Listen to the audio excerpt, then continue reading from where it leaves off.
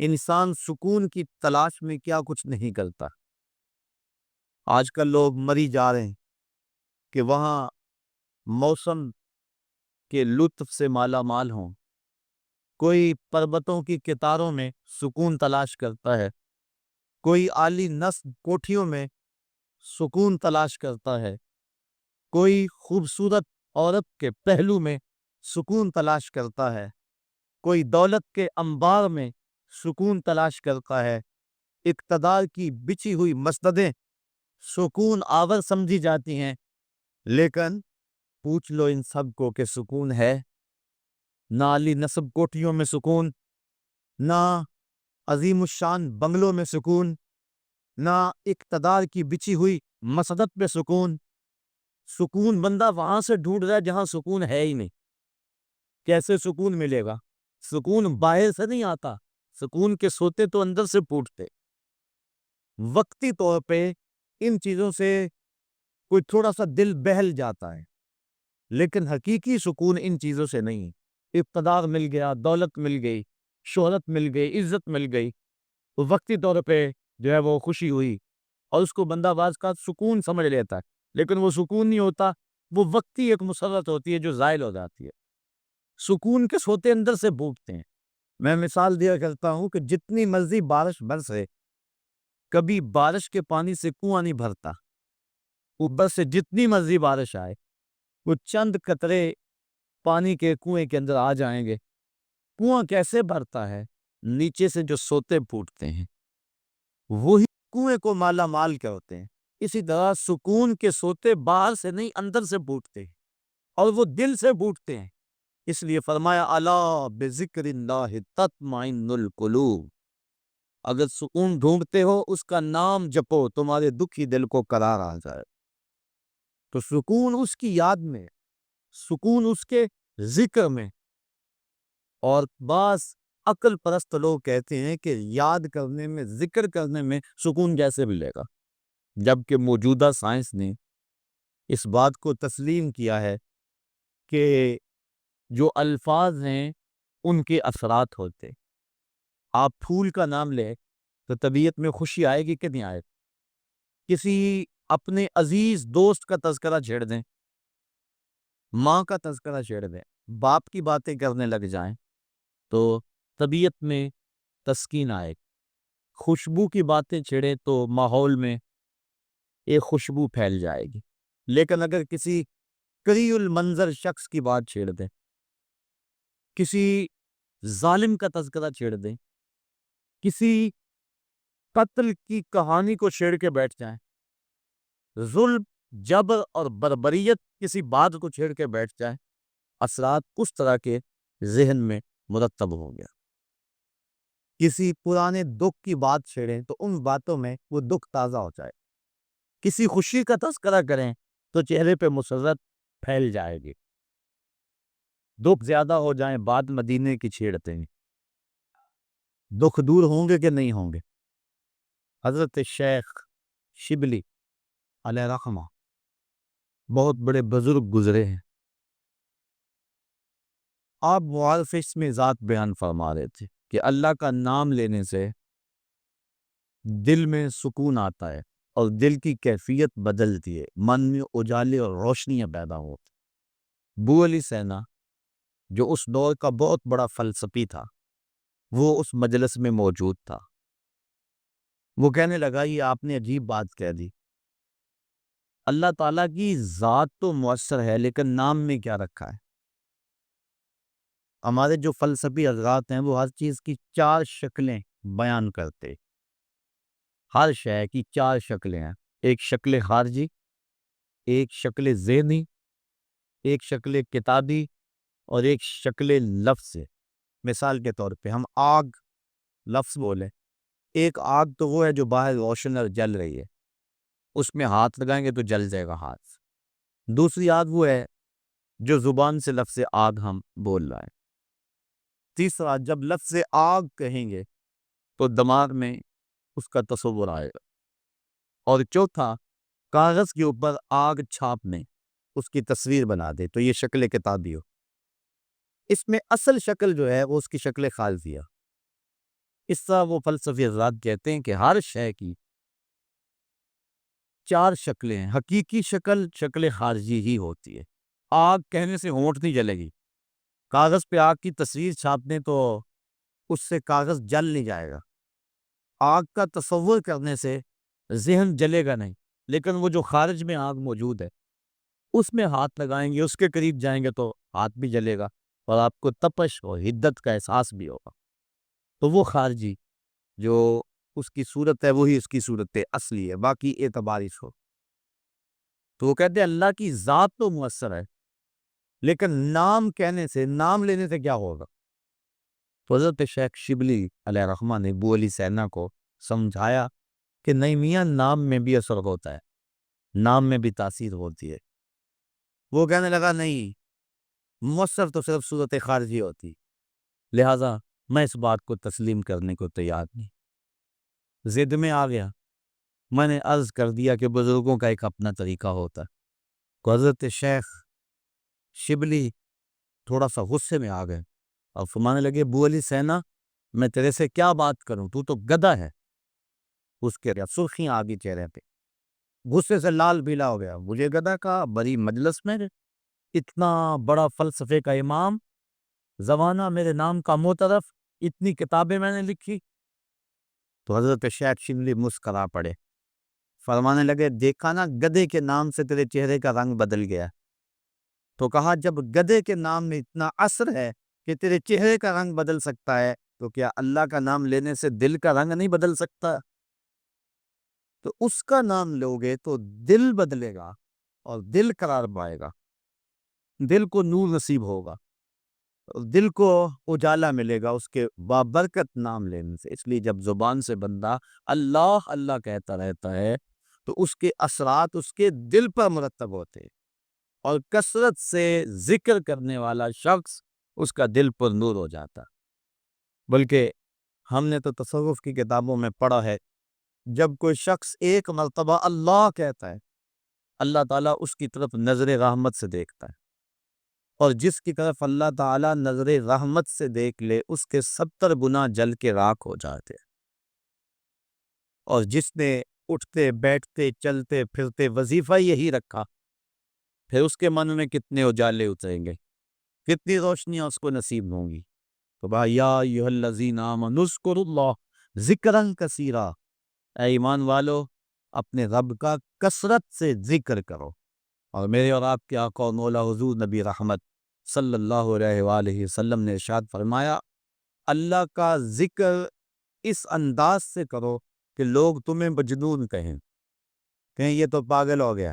بلکہ ایک روایت امام طبرانی نے بیان فرمائی ہے کہ اللہ کا ذکر اس طرح کرو کہ منافق تمہیں تانا دے کہ ریاکاری کر رہے، اس انداز کے ساتھ تم اس کا ذکر کرو۔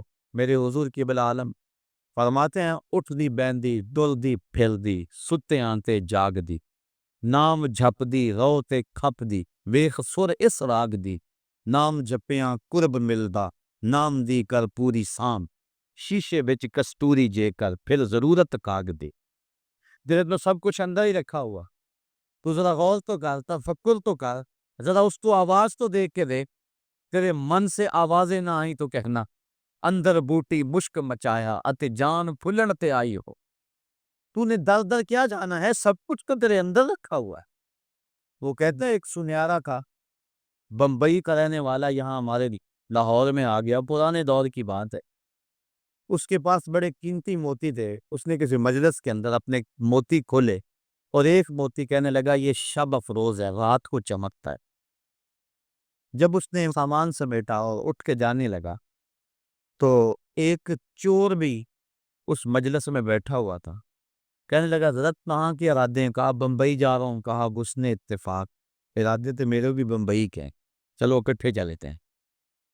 وہ جوہری سمجھ گیا کہ یہ اصل میرا ہم سفر نہیں ہے، اس کا دل اس موتی پہ آ گیا ہے، لیکن وہ تھا بڑا سمجھدار۔ اس نے کہا آجا۔ سارا دن سفر میں رہے، جب رات کو سونے لگے تو اس نے اپنی قمیض یا واسکوٹ وغیرہ اتار کے جو ہے وہ لٹکا دی کسی چیز کے ساتھ۔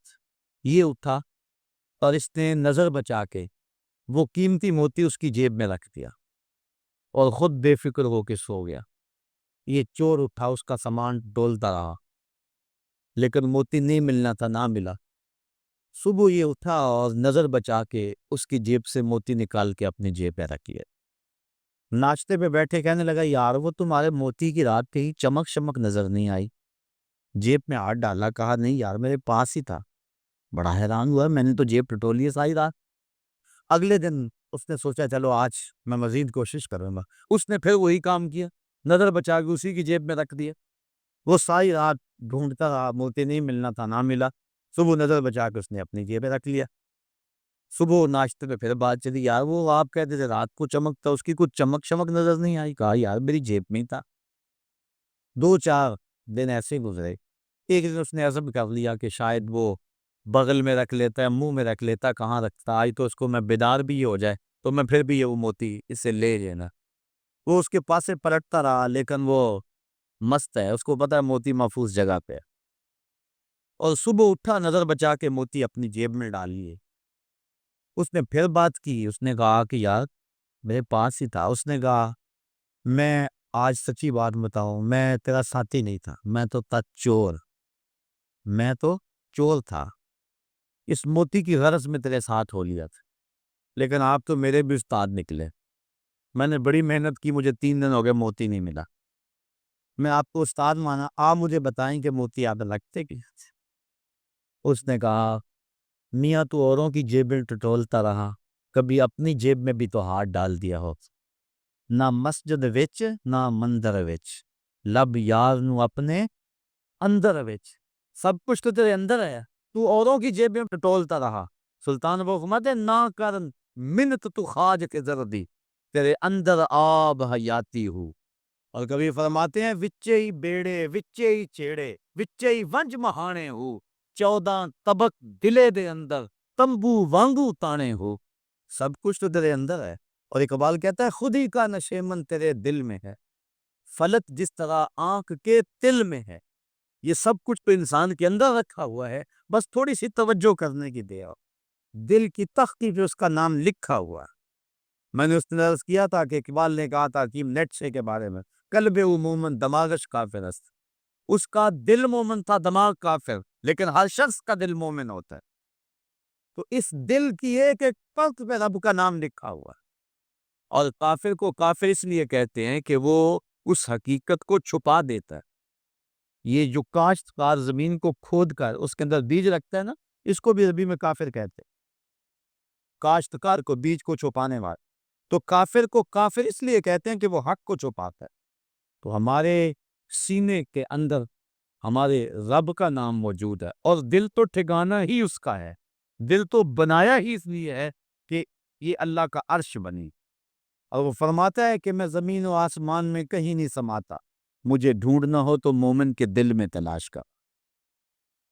دلوں کے اندر اس کے ڈیرے اور اس کے بسیرے ہیں، تو اس کا ذکر کر کے دل جلا پاتا ہے، دل تسکین پاتا ہے، دل میں روشنی ہوتی ہے۔ تو ہمارا مزاج یہ ہونا چاہیے کہ اٹھتے بیٹھتے چلتے پھرتے اس کے ذکر کو ہم حرز جا بنا لے۔ جب بندہ ایک مرتبہ کہتا ہے سبحان اللہ، زمین آسمان کے درمیان جتنا فاصلہ ہے سارا نور سے بھر جاتا ہے۔ یہ برکتیں ہیں ذکر کی۔ اس کا نام تو لے، کوئی معمولی نام ہے؟ جب زبان پہ اللہ کہتا ہے 14 طبق روشن ہو جاتے ہیں۔ یہ اتنا بڑا نام ہے، یہ اتنا بڑا وظیفہ ہے کہ اس سے بڑا کیا وظیفہ ہو سکتا ہے؟ اس کا نام، اس کا ذکر۔ تو فرمایا اللہ کا ذکر اتنی کثرت سے کرو کہ لوگ تمہیں کہیں مجنون ہے، اور منافق تمہیں ریاکاری کے تانے دے۔ تم اٹھتے بیٹھتے چلتے پھرتے اس کے ذکر کو حرز جا بنائے رکھو، یہی تمہارا سرمایہ ہے، یہی تمہارا وظیفہ ہے۔ دکھے ہوئے دل کا بھی یہی علاج ہے، پریشان خاطری کا بھی یہی علاج ہے۔ اندر کی کالٹ اس کے ذکر سے بھلتی ہے۔ حضور فرمایا لِكُلِّ شَيْءٍ سَقَالَةٌ وَسَقَالَةُ الْقُلُوبِ ذِكْرُ اللَّهِ۔ ہر شے کا زنگ دور کرنے کے لیے کچھ نہ کچھ بنایا گیا۔ کپڑے کو میل لگ جائے تو صابن یا سرف سے دھوتے ہیں، اس طرح لوہے کو زنگ لگ جائے تو ریگمال سے صاف کرتے ہیں۔ ہر شے کا زنگ دور کرنے کے لیے کچھ نہ کچھ ہے. فرمایا دلوں کو زنگ لگ جائے تو اللہ کا ذکر کرو، تمہارے دل ستھرے ہو جائیں گے. وَسَقَالَةُ الْقُلُوبِ ذِكْرُ اللَّهِ، دل کی ثقالت، دل کے زنگ کو دور کرنے کا جو آلہ ہے وہ اللہ کا ذکر. جب انسان ذکر کرتا ہے تو دل جلا پاتا ہے، دل روشنی پاتا ہے. گناہ سے دل میلا ہوتا ہے. روایت میں آتا ہے جب انسان گناہ کرتا ہے تو اس کے دل میں ایک سیاہ نقطہ لگ جاتا ہے. اگر وہ توبہ کے آنسوؤں سے اس کو دھو لے، اس کا دل شفاف ہو جائے. اور اگر وہ توبہ نہیں کرتا اور تکرار گناہ کرتا ہے تو اس نقطے کے ساتھ ایک اور نقطہ لگ جاتا ہے. وہ غیر مرئی نقطہ ہے، ہم اپنی آنکھوں سے نہیں دیکھ سکتے، لیکن وہ دل کے اوپر پھیلتا چلا جاتا. گناہ پر گناہ اس کے دل کو سیاہ کر دیتا ہے. پھر ایک ایسا موقع بھی آتا ہے کہ اسے بدی اور نیکی میں تمیز ختم ہو جاتی ہے. یہ شخص پکا نمازی ہو، نماز چھوٹ جائے اس کی تو اس کی زندگی میں جو چین ہوتا ہے وہ لٹ جاتا. جتنی دیر تک نماز پڑھ نہیں دیتا اتنی دیر تک اسے سکون نہیں آتا. جس شخص کے ضمیر پر ظلم کا داغ نہ ہو، وہ کسی کو گالی بھی دے بیٹھے تو خود پریشان ہو جاتا ہے، کسی کو تھپڑ بھی مار بیٹھے تو خود پریشان ہو جاتا ہے. جتنی دیر تک اس سے معذرت نہیں کرتا اسے سکون نہیں آتا. اسی طرح اللہ تعالیٰ نے یہ دل کو پاک پیدا کیا، یہ ہم نے آج اس کو گندا کیا. نفس پلیت پلیت چا کیتا، اساں اصل پلیت تا نہ سے. نفس نے ہمیں پلیت کر دیا، ہم تو پاک آئے تھے، ستھرے آئے تھے. اور میاں صاحب علیہ رحمہ فرماتے ہیں چٹی چادر پھمنا والی تے داغ نہ لانی جڑیاں، پھر نہ آکی حشر دہاڑے حال ربا کی بنیا. تو یہ چٹی چادر ہے بالکل، تو اس کے اوپر کہیں داغ نہ لگا بیٹھ. اور اگر اس کے اوپر داغ پہ داغ لگ جائے اور دل سیاہ ہو جائے تو پھر حق و باطل کی تمیز ختم ہو جائے. پھر گناہ پہ گناہ کرے اسے پتہ نہیں ہوتا، کیونکہ جو پہلے ہی داغ چادر ہو ایک اور دھبا لگ جائے گا تو کوئی پریشانی نہیں ہوگا. چٹی چادر پہ معمولی سا داغ بھی لگے گا تو ہر ایک کو نظر آئے گا، محسوس کیا جائے گا کہ یہ داغ لگا ہوا ہے. اس لیے گناہ کرنے کا جو شخص مزاج بنا لیتا ہے اس کے لیے گناہ مشکل نہیں رہتا. بلکہ روایت میں آتا ہے کہ جب مومن گناہ کرتا ہے تو اس کی حالت یہ ہوتی ہے جس طرح بہت پہاڑ کے نیچے آ گئے کہ ابھی اوپر سے وہ گر جائے گا، اسے کچل دے گا. اور منافق جب گناہ کرتا ہے تو وہ یوں محسوس کرتا ہے جس طرح جو ہے مکھی بیٹھی تھی اور اس نے اس کو اڑا دیا. تو ہم دیکھیں کہ ہمارا دل کہیں اتنا سیادتی ہو گیا، اللہ کے حکموں کو توڑے ہمیں پرواہ نہ ہو، نماز چھوڑے ہمیں پرواہ نہ ہو، آنکھ بھٹک رہی ہو ہمیں پرواہ نہ ہو، خیال بہک رہا ہو ہمیں پرواہ نہ ہو، زبان گند بول رہی ہو ہمیں پرواہ نہ ہو، ذہن غلط سوچ رہا ہو ہمیں پرواہ نہ ہو، کسی پہ ظلم جبر کا بازار گرم کیے ہوئے ہوں، کتنوں کے دل توڑ رہے ہوں، کتنوں کو ستا رہے ہوں اور پھر بھی چین کی نیند سو جائیں، پھر اس کا مطلب یہ ہے دل سیاہ ہو گئے. کہ کسی کو دکھ دے کر بھی دکھ نہیں ہوتا، کسی کو اذیت دے کر بھی تکلیف نہیں ہوتی، کسی کا مال لوٹ کر خون پی کر بھی آرام سے یہ سو جاتا ہے. یہ ہے اس کی کیفیت، تو پھر دل سیاہ ہو گئے. اب اس دل کی سیاہی کیسے مٹے؟ توبہ کے پانی سے. جب اشک ندامت گرتا ہے تو دل کے میل دھو دیتا ہے. اور دوسرا وَسَقَالَةُ الْقُلُوبِ ذِكْرُ اللَّهِ، اور دلوں کا کی ثقالت، دلوں کا زنگ اللہ کے ذکر سے اترتا ہے. تو جب اللہ کا ذکر کثرت سے کرے گا تو اس کو تسکین کی دولت نصیب ہو جائے گی. تو اللہ فرماتا ہے الا بذکر اللہ تطمئن القلوب، سن لو دلوں کی طمانینت اس کے ذکر میں ہے. اور فرمایا کچھ رجال ایسے ہیں، کچھ اللہ کے بندے ایسے ہیں کہ اللہ کا ذکر اس انداز میں کرتے ہیں کہ بیع و شراء اور تجارت ان کو اللہ کے ذکر سے روکتی نہیں. یعنی وہ کام بھی کر رہے ہوتے اور ذکر بھی کر رہے ہوتے. حضرت شاہ نقشبند بخاری علیہ رحمہ آپ فرماتے ہیں میں نے منام ایک شخص کو دیکھا 70,000 دراہم کا کاروبار کر رہا تھا. میں حیران ہو گیا کہ یہاں آ کر اتنا بڑا کاروبار، لیکن جب میں نے غور کیا تو اس کا دل ایک لمحے کے لیے بھی رب کی یاد سے غافل نہیں تھا. اور میں نے ایک شخص کو کعبۃ اللہ کا طواف کرتے دیکھا لیکن اس کا دل رب کی یاد سے غافل تھا. تو دل کا اس کے ساتھ لگ جانا اور ایک لمحے کی غفلت کا طاری نہ ہونا یہ حقیقت ذکر ہے. اور یہ مومن کا مطلوب ہے، وہ ایک لمحہ بھی جو ہے وہ اپنے رب سے غافل نہیں ہوتا. غفلت اس کی موت ہے. غفلت ہوگی تو شیطان آئے گا, غفلت ہوگی تو وسوسہ آئے گا, غفلت ہوگی تو گناہ سرزد ہوگا. لہذا وہ غافل ہی نہ ہو. اور مرشد باہو اس لیے کہہ گئے کہ جو دم غافل سو دم کافر. کوئی لمحہ غفلت میں گزرے نہ, تم ایک ایک لمحہ اپنے رب کی یاد میں رہو. ہماری تو توجہ یہ ہے کہ یہ چہرے کے میل کچیل نکلیں, بدن کی میل کچیل دور ہو, ہمارے کپڑے بڑے ستھرے ہونے چاہیے. ہمارا تو دھیان اپنے ظاہر پہ نا, لیکن اہل اللہ کا دھیان باطن پہ ہوتا ہے. صوفیہ فرماتے ہیں کہ اندر صاف کرو. حضرت سلطان باہو بولے دل کالے نالو منہ کالا چنگا, جے کو یہ رمز پچھانے ہو. اگر یہ رمز سمجھ میں آ گئی کہ منہ کالا ہو تو کوئی نہیں, دل کالا نہیں ہونا چاہیے. ابو لہب کا کیا معنی ہے؟ شعلے کی طرح چمکتا ہوا چہرہ رکھنے والا. اس کو اسی لیے ابو لہب کہتے ہیں, اس کا چہرہ ایسا چمکدار تھا تو اس وجہ سے اس کو ابو لہب کہتے تھے. تو چہرہ اس کا بڑا چمکدار تھا, دل کالا تھا. جہنم کا ایندھن بن گیا, قرآن نے پھٹکار ڈالی. اور ایک وہ بھی تھا جس کا دل صاف تھا لیکن بلال کا رنگ کالا تھا. اس کا اندر چٹا تھا, باہر کالا تھا. اللہ اکبر. لیکن وہ تھا کرموں والا, وہ تھا رحمتوں والا, اور حضور علیہ السلام کا متوالا. تو بات باطن کی ہے, بات ظاہر کی نہیں ہے. ہم اندر صفائی کی توجہ نہیں دیتے, باہر کی صفائی کی توجہ دیتے. پہلے اندر صاف کر لیں, اندر صاف ہو گیا تو پھر باہر بھی صاف کر لیں. اور اگر باہر صاف ہے اور اندر میل کچیل ہے تو باہو بولے کہ دل کالے نالوں منہ کالا چنگا, جے کو یہ رمز پچھانے وہ. اللہ کے محبوب علیہ السلام نے فرمایا اگر یہ صحیح ہو گیا تو پورا جسم صحیح ہو گیا.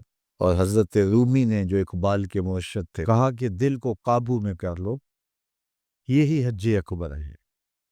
حج اکبر کر لیا لیکن دل ہی ٹھیک نہ ہوا. کہتے ہیں کعبہ گیا گل نہیں مک دیجئے, دلو نہ مکائیے. تو کہا اس کی اصلاح کرو, یہ حج اکبر ہے. از ہزاراں کعبہ یک دل بہتر است. 1000 کعبے سے ایک دل بہتر ہے. وہ کیسے؟ اس لیے کہ کعبہ بن گاہ خلیل اطہر است. کعبہ حضرت ابراہیم خلیل کی بنیاد ہے اور دل رب جلیل کی گزرگاہ ہے.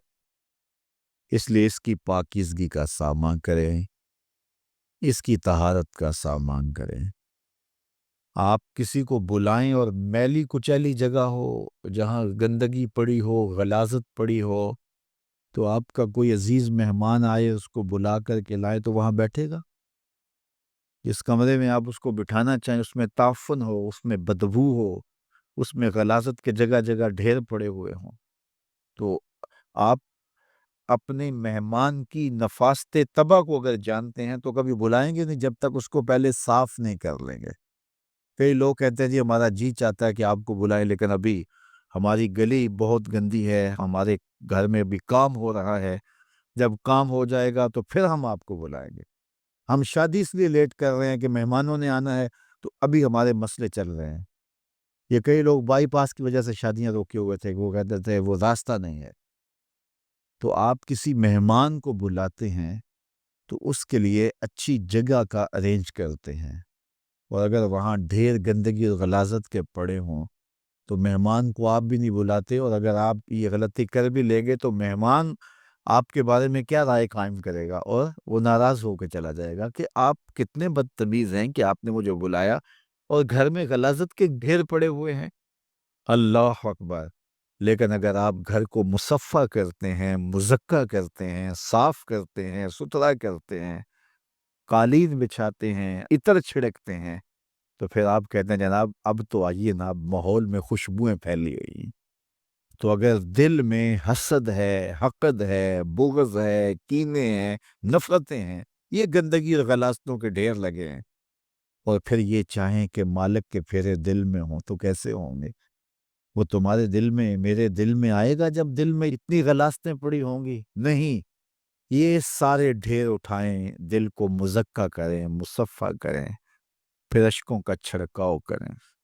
اللہ اکبر، پھر پیار کے مخملی قالین ڈالیں، اللہ اکبر، الفتوں کے گاؤ تکیے لگائیں، اور پھر آواز دیں، ہر تمنا دل سے رخصت ہو گئی، اب تو آجا، اب تو خلوت ہو گئی۔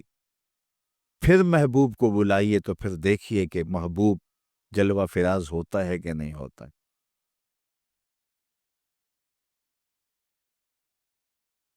مصر کے اندر حضرت موسیٰ علیہ السلام نے ایک کبتی کو تھپڑ مار دیا تھا، قرآن مجید کے دامن میں یہ واقعہ موجود ہے۔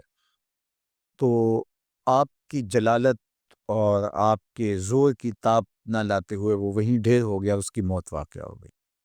تو مصر کے حالات کشیدہ ہو گئے اور حضرت موسیٰ علیہ السلام کو مصر چھوڑنا پڑا۔ تو وہ شہر مدین کی جانب جا رہے تھے کہ راستے کے اندر ایک کنواں تھا، وہاں کچھ لوگ اپنے جانوروں کو پانی پلا رہے تھے۔ تو حضرت موسیٰ نے دیکھا کہ دو پردہ دار خواتین ہیں، وہ اپنے جانوروں کو ایک سمت لیے کھڑی ہیں، سمجھ گئے کہ مردوں کے ہجوم میں آنا نہیں چاہ رہی، ان کا حیا مانے ہے۔ تو آگے بڑھے اور ان کے جانور ہانکے اور ان کو سیراب کیا اور پھر ان کی جانب ہانک دیے۔ وہ واپس گئی اور اپنے والد بزرگوار سے کہا کہ ایک سال نوجوان جس کی آنکھوں میں شرم و حیا تھا، اس نے ہمارے ساتھ یہ مہربانی کی۔ تو ان کے والد گرامی نے کہا کہ جاؤ اس کو بلا کے لاؤ۔ قرآن مجید میں اس کا ذکر کیا گیا ہے، فجاءتہ احداہما تمشی علی استحیاء، ان میں سے ایک خاتون حیا میں سمٹی ہوئی حاضر ہوئی۔ اس نے کہا کہ ہمارے والد گرامی آپ کو بلاتے ہیں، آپ نے ہمارے ساتھ جو مہربانی کی ہے اس کا وہ اجر دینا چاہتے ہیں۔ تو حضرت موسیٰ علیہ السلام ان کے ساتھ چلے گئے، اور جب گئے تو یہ گھر تھا حضرت شعیب علیہ السلام کا، اور یہ صاحبزادیاں حضرت شعیب علیہ السلام کی تھی۔ تو اس خاتون کا شرم و حیا کے ماحول میں حضرت موسیٰ علیہ السلام کو یہ کہنا اور چل کے اس انداز سے آنا، قرآن نے اس کی حکایت بیان کی ہے۔ تو خدا کو پسند ہے کوئی خاتون حیا کے ماحول میں آئے تو اللہ اس کی آمد کو اور اس کے آنے کو قرآن کا عنوان بنا دیتا ہے، اور قرآن کی حکایت بنا دیتا ہے کہ جو خاتون حیا کے جوہر کی مالکہ ہو وہ اللہ کو کتنی اچھی لگتی ہے۔ اللہ اکبر۔ حضرت نبی اکرم صلی اللہ علیہ وآلہ وسلم کا فرمان حیا کے حوالے سے، الحیاء من الایمان، حیا ایمان سے ہے۔ تو جتنے بھی ایماندار لوگ ہیں وہ پھر حیا کے جوہر سے مزین ہوں گے، مالا مال ہوں گے۔ آپ دیکھ لیجئے، سب سے بڑے ایماندار تو میرے اور آپ کے آقا مولا ہیں، اور حضور کمواری لڑکی سے زیادہ حیادار تھے۔ باقی حضور کے اصحاب دیکھ لیجئے، ان کا حیا، اور حضور کی ازواج مطہرات کا حیا دیکھیے۔ ام المومنین حضرت عائشہ رضی اللہ تعالی عنہا فرماتی ہیں کہ حضور کا جب وصال ہوا اور حضور میرے حجرے میں دفن ہوئے، تو میں جب حضور کی قبر انور پہ جاتی تو معمولی چادر اوڑھ کے چلی جاتی، اس خیال سے کہ میرے شوہر ہیں۔ پھر حضرت ابوبکر صدیق رضی اللہ تعالیٰ عنہ کا وصال ہوا تو وہ بھی ساتھ دفن ہو گئے، تو میں پھر بھی اسی حالت میں جاتی، اور میں سوچتی کہ ایک میرا شوہر ہے اور دوسرا میرا والد ہے۔ کہا پھر حضرت عمر رضی اللہ تعالیٰ عنہ کا انتقال ہوا اور وہ بھی ساتھ مدفون ہوئے، تو حضرت ام المومنین فرماتی ہیں کہ اب جب میں جاتی تو میرا جانے کا انداز مختلف تھا۔ فواللہ ما دخلت الا وانا مشدودۃ علیہ